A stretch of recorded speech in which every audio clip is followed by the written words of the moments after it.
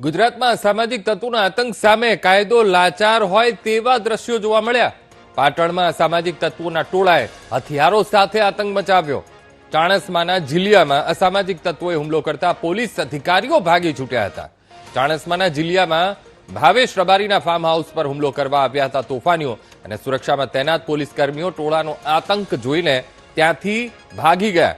એક સાથે 20 થી 25 વાહનોમાં તોડફોડ કરીને અસામાજિક તત્વોએ ત્યાં આતંક મચાવ્યો હતો, વિસ્તારને બાનમાં લીધો હતો, પોલીસ પર પથ્થરમારો કર્યો, હથિયારથી હુમલો કરતા સુરક્ષા સામે પણ સવાલ ઉઠ્યા છે।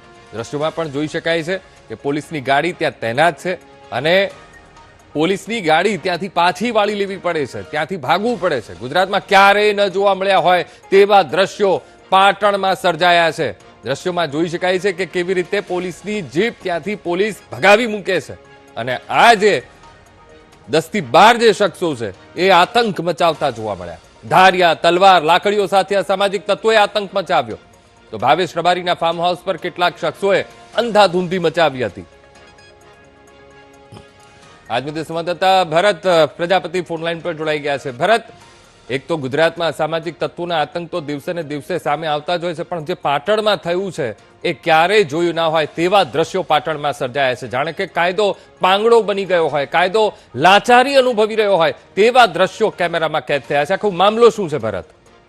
ચોક્કસથી અંકુર, પાટણ જિલ્લાની અંદર દિન પ્રતિદિન અસામાજિક તત્વોનો આતંક યથાવત જોવા મળી રહ્યો છે। જે લોકોને કાયદાનું લોકોને સુરક્ષા આપી રહી છે તે પોલીસ કર્મીઓ પણ જે અસામાજિક તત્વોના આતંકનો શિકાર બનતા હોય એ રીતના અત્યારે ચાણસ્માના જીલિયા ગામેથી સીસીટીવી સામે આવ્યા છે, જેની અંદર જે ખાખી છે તે પણ સુરક્ષિત નથી ના રહી હોય તેવી રીતના ઘટના સામે આવી છે। જેની અંદર જીલિયા ગામના જે ભાવેશ રબારી છે તે તેના ફાર્મ હાઉસ આવેલું છે, ત્યાં ગાડી અસામાજિક તત્વો જે અલગ અલગ 6 થી 7 જેટલી ગાડીઓ ભરીને ત્યાં ગાડી આવે છે। જે સુરક્ષા માટે ખાખીધારી એટલે કે પોલીસ કર્મચારીઓ ઉભા હોય છે, પ્રથમ તેઓને આખી ચારે તરફથી કોન્ડમ કરી દેવામાં આવે છે, ત્યારબાદ પોલીસ ઉપર જે હુમલો કરવામાં આવે છે, પોલીસ ત્યાંથી પોતાની ગાડી જે છે તે સ્પીડની અંદર ભગાવીને તેઓ પોતાની જાન બચાવ્યો એ દ્રશ્યો જોવા મળી રહ્યા છે। બીજી સૌથી મહત્વની બાબત છે કે જે આ જે અસામાજિક તત્વો છે તેઓ ખંડણીખોર ગેંગના અસામાજિક તત્વો છે અને તેઓનું કામ એક જ હોય છે કે લોકોના જે રૂપિયા અડી રહ્યા હોય તેઓ રૂપિયા પડાવતા હોય છે, એટલે કે રૂપિયા કઢાવતા હોય છે અને તેની અંદર તેઓનું 50% કમિશન હોય છે। ત્યારે ભાવેશ રબારી પાસે પણ ક્યાંક ને ક્યાંક રૂપિયાની લેતી બાબતે આ હુમલો કરવામાં આવ્યો હોય તેવું સ્પષ્ટ જોવા મળી રહ્યું છે। ચર્ચાનો વિષય છે, કારણ કે જે રીતે ભાવેશ રબારીના ફાર્મ ઉપર આ અસામાજિક તત્વો દ્વારા હુમલો કરવામાં આવે છે અને જે પોલીસ ત્યાં આગળ સુરક્ષા માટે હોય છે પ્રથમ તેની ઉપર હુમલો કરાય છે, ત્યારબાદ જે ભાવેશ રબારીનું ફાર્મ છે તેને પણ તોડવામાં આવે છે। એટલે કહી શકાય કે ક્યાંક ને ક્યાંક પાટણ જિલ્લાની અંદર છેલ્લા 1 સપ્તાહની અંદર 2 મર્ડરની ઘટનાઓ બની છે, ત્યારબાદ હવે ખાખી ઉપર પણ હુમલો થયો છે। એટલે ક્યાંક ને ક્યાંક પાટણ જિલ્લાની અંદર ખાખી ઉપર જે સુરક્ષાના જે સવાલો છે તેની ઉપર અનેક સવાલો ઉઠી રહ્યા છે, કારણ કે જે લોકોને સુરક્ષા આપે છે તે ખાખી પણ અહીંયા અસામાજિક તત્વોનો શિકાર બની રહી છે। એટલે જે રીતે અત્યારે જોવા મળે છે કે અસામાજિક તત્વો જે 17 જેટલા લોકો છે તેઓના નામ જો અત્યારે ચાણસ્મા પોલીસ સ્ટેશનમાં ફરિયાદ પણ નોંધાઈ છે। એટલે કહી શકાય કે પાટણ જિલ્લાની અંદર દિન પ્રતિદિન અસામાજિક તત્વોનો ખોફ વધી રહ્યો છે, પરંતુ ક્યાંક ને ક્યાંક ખાખી અસામાજિક તત્વો સામે લાચાર હોય તેવું પણ જોવા મળી રહ્યું છે। જી બિલકુલ ભરત, સમગ્ર માહિતી સાથે જોડાવા બદલ આપનો આભાર। તો અહીંયા ખાખી કેટલી લાચાર બની એ દ્રશ્યો અહીંયા સીસીટીવીમાં સ્પષ્ટ રીતે જોવા મળી રહ્યા છે। 2 પોલીસની ગાડીઓ અહીંયા 112 નંબર એ પણ દેખાય છે, 112 નંબરની 2 પોલીસની ગાડીઓ એ ત્યાં ઊભી હતી, સુરક્ષા આપવા માટે ઊભી હતી એ ફાર્મ હાઉસ પર, અને સામે જે લુખ્ખા તત્વોનું આખું ટોળું ધસી આવે છે ત્યારે ખાખીને પણ ત્યાંથી ભાગવું પડ્યું હતું। એ પણ દ્રશ્યોમાં કેમેરામાં આખું કેદ થયું છે, કેટલી આખું મોટું ટોળું ત્યાં આવે છે, ગાડીઓ એ ફાર્મ હાઉસ પર પહોંચે છે, આતંક મચાવે છે, કેટલાય લુખ્ખાઓ એ ઉતરે છે ટોળામાં અને પોલીસને ત્યાંથી એ સ્થળ છોડી દેવું પડે છે। સવાલ એ છે કે ગુજરાતમાં કાયદો વ્યવસ્થાની સ્થિતિનું પાલન થઈ રહ્યું છે? કારણ કે અહીંયા તો ખાખીના આ જે રક્ષકો છે એમને જ અહીંથી પલાયન કરી દેવું પડ્યું, ભાગી જવું પડ્યું। તો ચાણસ્માનું જીલિયા અને જીલિયામાં ભાવેશ રબારીનું આ ફાર્મ હાઉસ અને જ્યાં અસામાજિક તત્વોએ હુમલો કર્યો અને તોફાનીઓએ હુલ્લડ મચાવ્યો હતો, આખો એ વિસ્તાર બાનમાં લીધો હતો, ભયનો માહોલ ઉભો થયો હતો અને સુરક્ષામાં તૈનાત હતા પોલીસ કર્મીઓ, એ પણ આ સીસીટીવીમાં કેદ થયું છે। અને એ પોલીસ કર્મીઓ ટોળાનો જે આતંક છે એ આતંક જોઈને ત્યાંથી ભાગી છૂટ્યા હતા।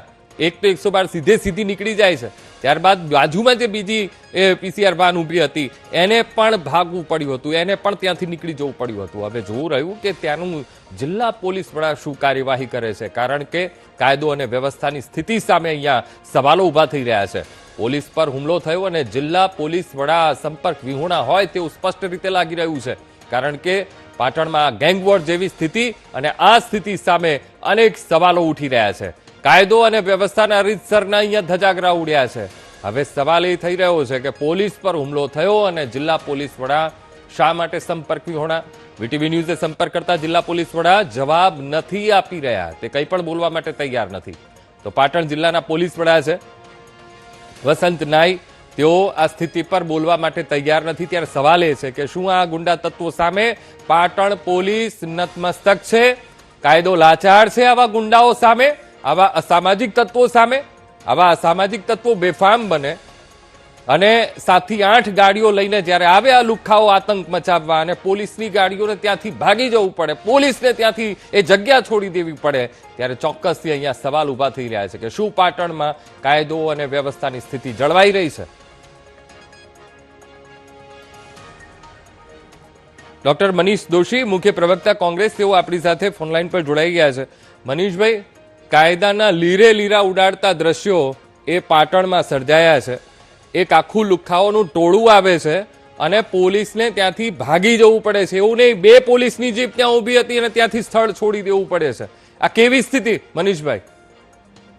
અંકુર, વીટીવીની સ્ક્રીન ઉપરના દ્રશ્યો સમગ્ર ગુજરાત માટે ચિંતાજનક છે. ડર અને ભયના માહોલમાં પ્રજા તો સલામત નથી. આપણે ખાસ વાળે વીટીવી તમામ માધ્યમો વારંવાર ગુજરાતની જનતા ઉપર થતા હુમલાઓ, નિર્દોષ નાગરિકને પરેશાની કરતા લુખ્ખા તત્વો, અસામાજિક તત્વો, ગુંડાઓ પોતાની મનમાની કરીને બેન દીકરીઓને પરેશાન કરે, સામાન્ય જનતાને પરેશાન કરે, સિનિયર સિટીઝનોને પરેશાન કરે, એ તો આપણે વારંવાર જોયું. એ તો આપ ગુજરાતની સરકારની મોટામાં મોટી નિષ્ફળતા છે, પણ સરકાર એને સફળતા કરે.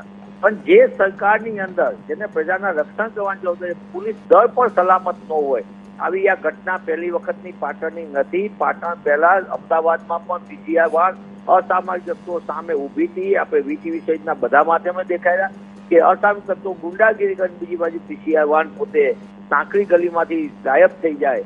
આ દેખાડે છે કે વારંવાર ગૃહમંત્રી શ્રી પોતાના પ્રવચનમાં તો સરસ મજાની પંચલાઈનો બોલે છે, કાયદામાં રહેશો તો ફાયદામાં રહેશો. ભાઈ, જેને કાયદાનું પાલન કરવાનું એ જ બિચારા તકલીફમાં છે અત્યારે. આ રાજ્યની અંદર મજબૂત પોલીસ અધિકારીઓ છે. આ રાજ્યની અંદર પોલીસ ઇન્સ્પેક્ટરો, ડીવાયએસપી, પોલીસ સબ ઇન્સ્પેક્ટર અને કોન્સ્ટેબલ કક્ષાના પણ મજબૂત અને હિંમતવાન અધિકારીઓ અને સામાન્ય પોલીસ કર્મચારીઓ છે. એની હિંમતને દાદ આપવી પડે એવું છે. પણ સવાલ છે નેતૃત્વ કરનાર ગૃહ વિભાગ જે ભ્રષ્ટાચારનું એપી સેન્ટર છે, એના પાપે આજે ગુજરાતની પોલીસ અસલામતીની ભાવના અનુભવે, સાથે સાથે ગુજરાતના નાગરિકોને ચિંતા થઈ ગઈ તો પોલીસ જ સલામત ન હોય તો કઈ રીતે સલામત? ત્યારે ગૃહમંત્રી શ્રી જાગો, સમય પાકી ગયો છે. ભૂપેન્દ્રભાઈ પટેલની સરકાર તાત્કાલિક પગલાં લે, અસામાજિક તત્વોને કાબુ રાખે. ચૂંટણી જીતવા ભલે ઉપયોગ કરતા હોય ગુંડાઓનો, અસામાજિક તત્વોનો, પણ જનતાને સલામતી માટે અને પોલીસની સુરક્ષા માટે પણ પોલીસનો ડર અને ખોફ ઉભો થવો જોઈએ. અસામાજિક તત્વો ગુજરાતમાં બેકાબુ બન્યા છે અને એના કારણે આ સ્થિતિનું નિર્માણ થયું છે. બિલકુલ મનીષભાઈ, આપ અમારી સાથે જોડાયા, વાતચીત કરીએ બદલ આપનો ખૂબ ખૂબ આભાર.